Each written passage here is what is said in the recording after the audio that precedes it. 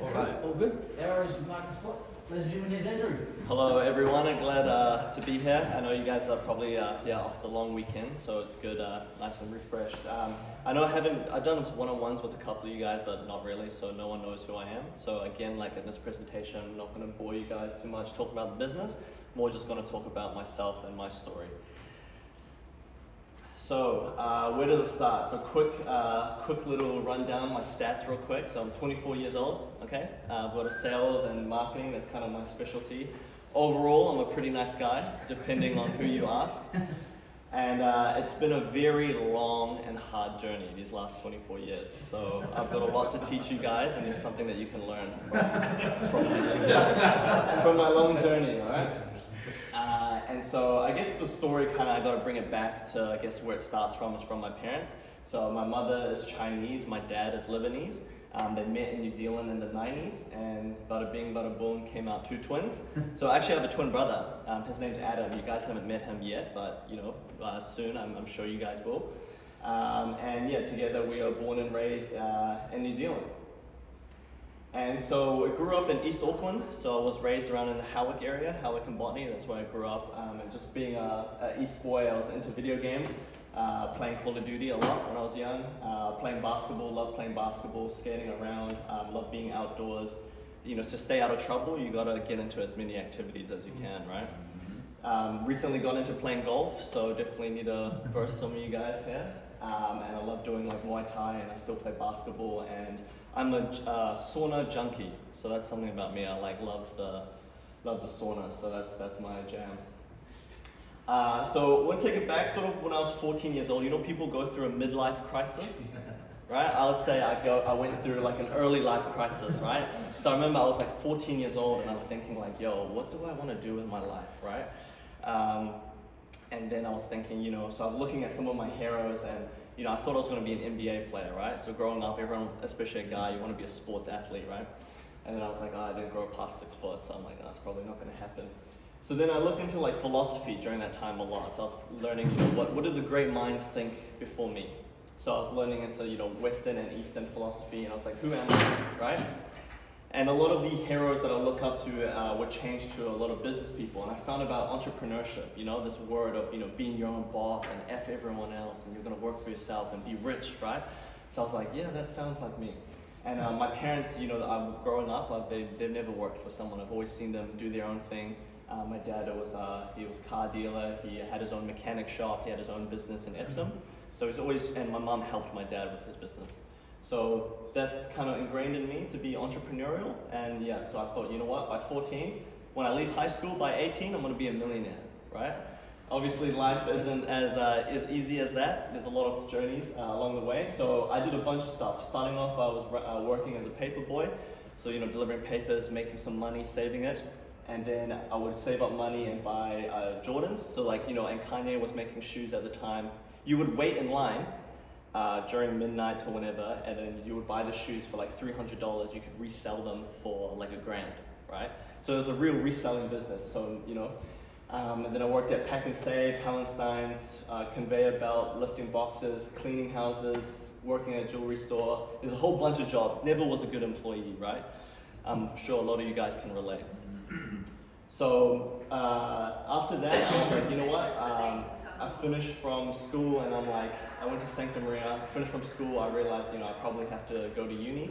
And so that's what I did. I went and got a degree in business, got economics and marketing, and that was a big thing, especially for my dad. I wanted to make him proud in a way. So got my degree, and I was still thinking, I still want to still want to work for myself, but I didn't know what to do yet. And so uni was more of a thing for me, an opportunity to meet people, and opportunities is more better than the actual degree itself. So that's what happened. Basically, someone recruited me. I was walking to my class one day, and someone randomly approached me and was like, hey, would you like an advertising job in the city? And I was like, advertising the job? Okay, yeah, let's do it, right? And he basically lied to me. So I thought I was gonna be, learning about advertising and the market and this and that, but instead, it was just complete cold outbound sales. That was my job. They didn't even give me a database. I had to go and find the people myself, cold called them myself, cold email. I did that for a whole year. And it was like a real grind. And it was pure commission as well. You didn't even have an hourly pay. So pure commission.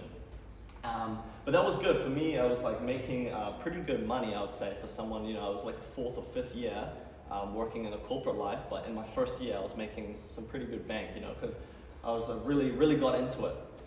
And also, like, it completely changed my life and outlook on everything. I even brought all my friends along as well. I was like, yo, all you gotta do is just talk crap, which we do all the time anyway, right? So it's like, all you gotta do is just talk and then you'll get paid bank, right? And so it changed the trajectory of my life for sure, and as well as someone else that was close to me. And so with that, I kind of developed a philosophy in mind, right? So my philosophy in life basically is to jump off the cliff and then figure out the parachute on the way down. So that's just the way I think. So I got stuck into it. So with that philosophy in mind, something happened while I was working. So a lot of the people that I was cold calling and talking to, they were business owners. I was reaching them out to them on my own. And a lot of problems that they had was basically they were looking to advertise, and it was print magazine, right? And it's so old, like print magazine, that's like the way of the past. And so I was thinking, what could I do and offer them that I could, one, work for myself, and two, actually provide them a product that they could actually use and that was valuable to them. So that's where it stuck into my mind. I was like, let me try and do this myself. So I had someone else working in the business in the same job with me, and he sucked at cold calling. He made no sales, but he was good at the tech side. So I said, look, me and you together, we're gonna quit our jobs and we're gonna do this thing together. And he was like, all right, bet, I'm down. And that's where it happened. So that was the problem that we saw. So a lot of businesses, they were only operating on word of mouth. And I was calling tradies a lot of the time, right? And there were people that I can talk with and communicate and learn their problems.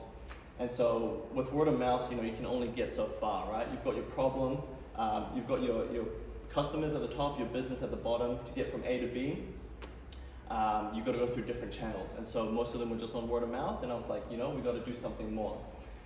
And so, and this is fairly obvious, but everyone nowadays is online, right? So being online is just the thing to go, and what a revolutionary concept, right? Create a website, wow, but a lot of these people didn't have time, they didn't think about it at all.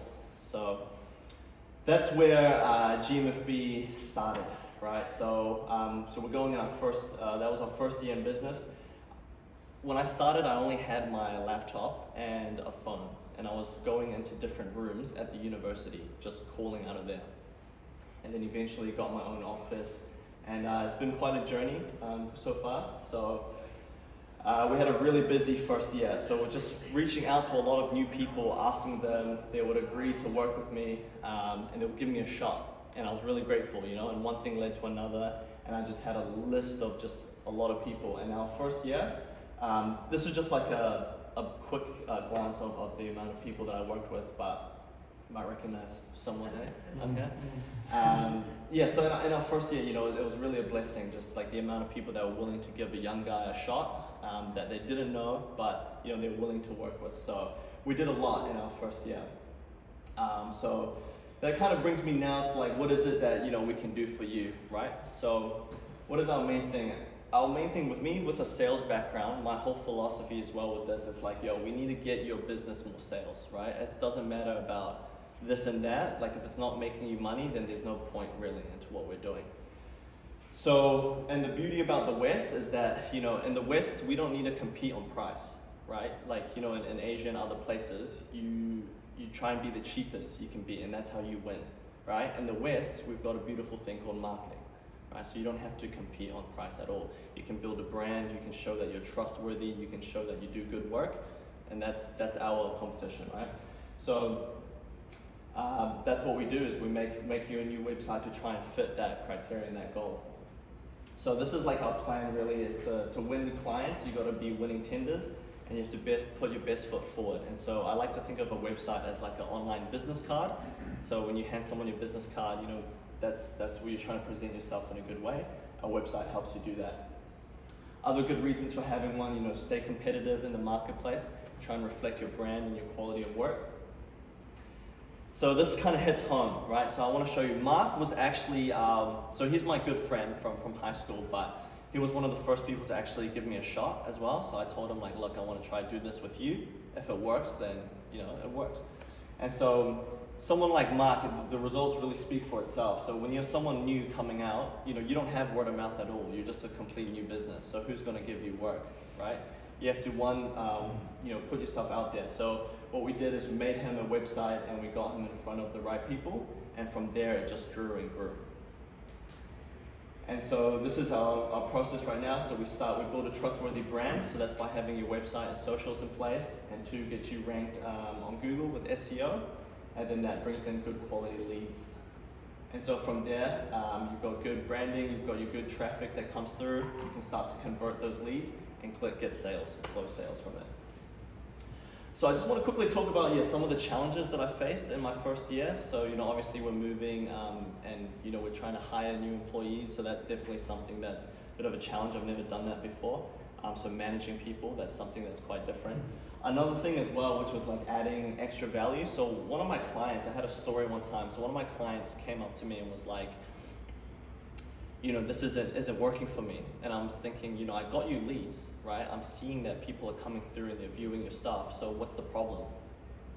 And he said to me, well, I'm not sure because I'm just waiting for them to get back to me. So I'm like, wait a minute. So you sent the quote out and you're just waiting for them to call you back? And he's like, yeah. And I'm like, that's not how you do it. You need to pick up the phone and call them. Ask them, hey, can I sit down with you? Can I do the quote with you? Can I go over the process? And so that was something I had to learn as well, that some of the business owners I was dealing with, they're good on the tools, but they're not necessarily like a good business owner. So that was something I had to like kind of add extra value and kind of coach them a little bit on the sales perspective, which was a bit weird, but I definitely think it was good. I also undercharged my value, my time. So what happened was when I first started, I was really excited to work with some people, right? Especially like the bigger companies with 100+ employees. So I was just agreeing to shit left and right. They were asking me like, can you do this? Can you do this? Can you do that? And I was just like, yes, whatever. Like my approach, like jump off the cliff and figure it out. And then what happened is I started losing my money actually. So I was actually they were asking me to do so much and I was losing my time. But your word is your word, and that's basically all you have, right? And so I agreed to do it, and I had to, bite the bullet on it. And so that's kind of like a learning thing for me as well, which is, if you agree to something, you have to kind of keep to it, but also be careful before you agree to anything, especially for a set amount of price. And really just, keep knocking on doors, really. That's the main thing, which is just keep going, and you'll never fail if you keep going. So thank you very much. Hopefully this was okay presentation, and I'll take any questions. Thank you.